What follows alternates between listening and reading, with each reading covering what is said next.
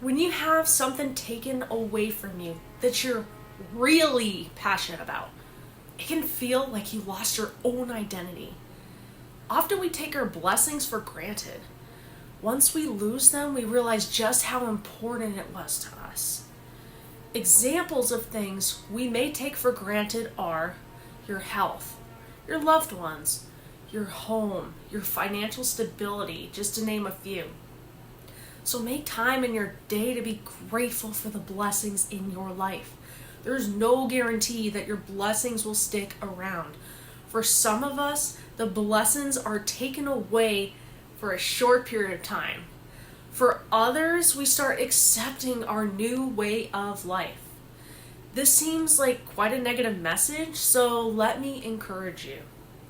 When you have things taken away from you, it may only be for a season. No matter how long it's been, there's still hope. I injured my back and I was unable to exercise, which is one of my biggest passions in life. And honestly, I thought it was forever.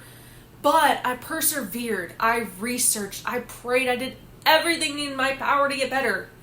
The chiropractor, cryotherapy, physical therapy, ice, rest, stretching, turmeric, you name it. I probably did it. But guess what? One day, I got my health back and I slowly started working up to where I am today, exercising for about an hour a day or more. I got my passion back, I got my health back, and I'm extremely grateful. This could be your story too, if you keep persevering and holding on to hope.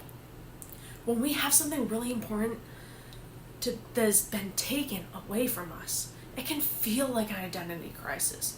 But remember, holding on to that hope that one day things will change.